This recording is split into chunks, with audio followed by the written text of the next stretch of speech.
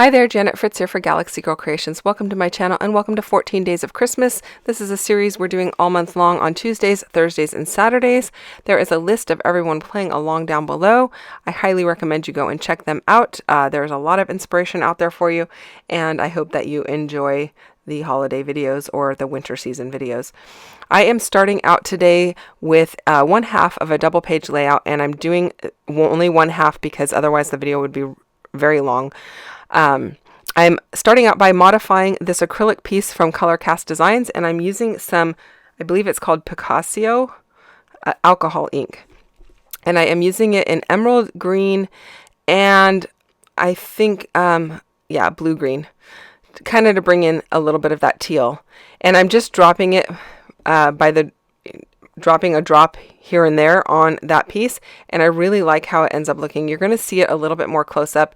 I set it to the side. You can see in the upper right hand corner there it is just drying a bit, and so I'm just leaving it there so I don't get alcohol ink on my background paper. I am starting out with 5 photos, 4 of which are Christmas Eve. 1 is Christmas morning. The other page will be Christmas morning, and so I left the page with my dad and his Christmas stocking on here, or the photo of him with his Christmas stocking on this page, because it wouldn't fit on the other layout, and that's why it's turning into a double pager.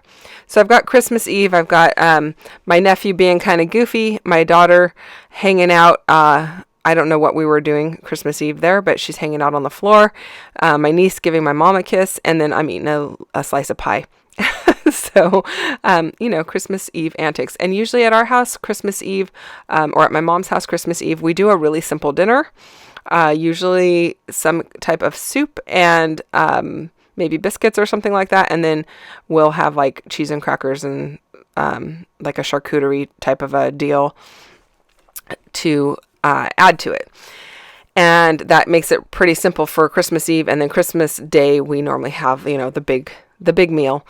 So, and that always varies from year to year. So I'm going to start out with this little red frame type thing. I don't know actually what it is. It's not a Polaroid, but it looks like a frame. And I really liked that the acrylic piece fit right in the middle of it, and so that's why I chose to use it. And then I'm layering up some leaves on the left hand side of everything going up the page, and adding a flower there and a chipboard piece that says A Wonderful Life right over the piece that says Christmas Eve. But underneath all of that, I'm going to add some mixed media looking rub-ons, and that's just going to give like a mixed media texture to everything without me actually having to dig out any mixed media products. I don't have to pull out any stamps. I don't have to pull out any ink. I can just, cut these rub-ons apart, place them exactly where I want them, and rub them on. Makes it very simple. There's not a whole lot of guesswork because it's going to look exactly how, however it is that you placed your rub-on, and makes it super simple. And if you are someone who doesn't like to get messy, but you do like to try that messy look, or if you're someone who is uncomfortable doing like a lot of splatter or something like that, this is a really good way to do it, because there are a lot of little splatters involved, and you can cut each splatter apart if you want and put it exactly where you want it. I'm going with a little bit bigger sections, but you certainly could cut the little splats off and put them just exactly where you think they should go, if that is the level of detail that you want to get into. I really liked that this particular piece has some of the holiday songs, and I believe this piece might say like Deck the Halls or something. Yeah, it says Deck the Halls on it. And so I purposely placed that so that you could actually read where it says Deck the Halls right underneath my photo. Some of it's going to get covered up with the foliage that I'm going to put up the side there, and that's okay. When it comes to a mixed media look, there is always stuff that's going to get covered up, and you just have to go with it, and it's I've said it many times, it's the nature of the beast. You're going to cover up something. I am also going to do a little bit of these rub-ons up at the top above my nephew's head. You can see I have placed a little piece of it up there because I want to bring in the same colors. Whatever colors I'm putting down in this bottom corner, I want to bring to that upper area above where he's at because I'm going to have a little cluster there. It does not have to be in the same degree. So if I have some red down here in the bottom, I'm going to put a little bit of red up there because my area is much smaller, and that's okay. It just brings those same colors across, provides a little continuity, and I don't have to have it in the same amount, basically. So you can just have little tiny bits and pieces popping out, and you get the same effect, and it makes it so that it looks like a whole. Your eye just reads it that way. So hopefully that made a little bit of sense. So I'm just going to keep adding a little bit of these rub-ons down below here. I don't want it to look like I just added 2 and left the rest blank. I want to kind of add it so that they are also behind where it says Christmas Eve, because that font for Eve is an open font. You know, I want it to look like there was some mixed media back behind in there as well. So I like how this is coming together. Going to add some Black Soot Distress ink around the entire acrylic piece to kind of finish it off there. And then I'm going to bring my leaves up the far left-hand side there, kind of next to my photo.